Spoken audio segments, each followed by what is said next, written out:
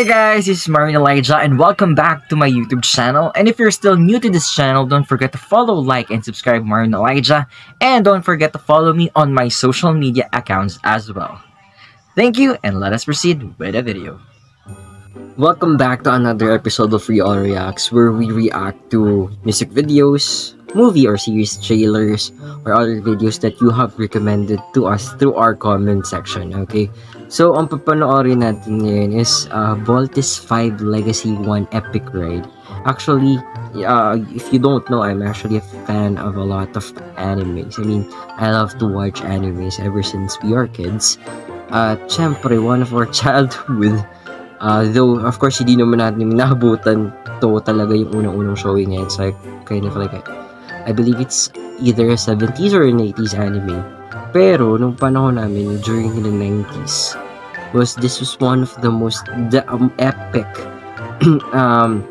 anime that we really watched nung bata kami. Talaga kaya sumisigaw kami ng Voltes 5! Diba parang yung mga games before that, nung bata ka, diba, tilalaro mo talaga. Tapos mga text, mga pogs, usually ito lang naman din yung laman. So it's really nostalgic to see.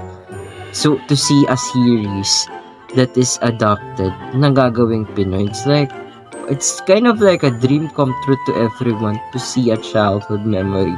Though yun nga lang, syempre may chances are that you'll kind of like be disappointed, lalong-lalo na kung hindi siya ganun kaganda ginawa. I believe naman that GMA actually put effort on this one. Kasi syempre no, hirap na mabash. Diba? So it's Voltes 5 Legacy. I don't know how would they run the story. Kasi ako nga rin medyo nakalimutan ko na nga din yung story ng ng Voltes 5. Pero of course, just like the usual plot of a robot series, diba? Merong gustong mag-invade ng mundo, ganyan, and then there is a team who will save the planet, and usually ito gamit ang kanilang robotic na hero, which is si Voltes 5. Ayan. So yan, I'm excited to see how they would actually do this one, and hindi ko alam kung kailan yung showing, pero let's react to this. Wow, Terra R2. Pero ang galing in fairness yung umpisa pa lang ng visual effects, diba? Talagang wow. Nung bata ako, ginawa din nila before yung Shider, which is yung Zydo, it was impressive naman din. So I hope that they would put more efforts to this since it's more newer. Ang ganda na pagkagawa ng skull tsaka nung base nila. Oh, I'm seeing Albert Martinez here as the professor. Wow. Alright, I'm impressed, honestly, on the effects. Grabe. Sana yung acting-wise, well, I don't know. I'm not actually don't know that they're acting yet. Pero grabe, I'm really impressed. Ang bilis ng video pala.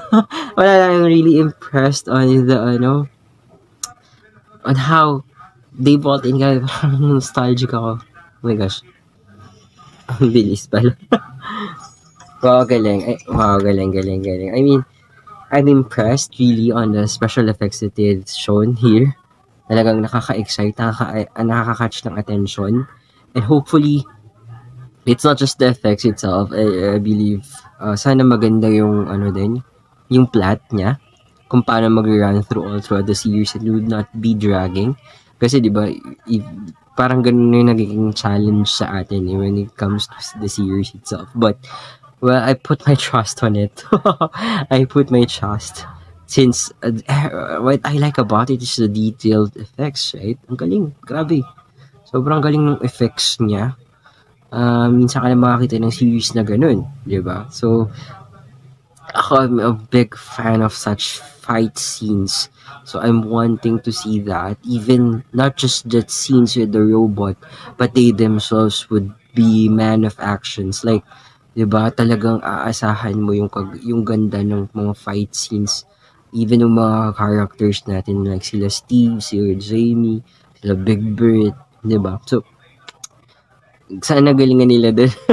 Kasi I'm already impressed So, they really left an impression. I'm excited kung kailan. Alam ko matagal pa eh, pero, well, congratulations in advance, Voltus 5 Legacy team, for this, that you really impress us. Actually, hindi pa naman ata ito official trailer. Parang patikim lang to for 2022. So, yung lamang guys, kung meron pa kayong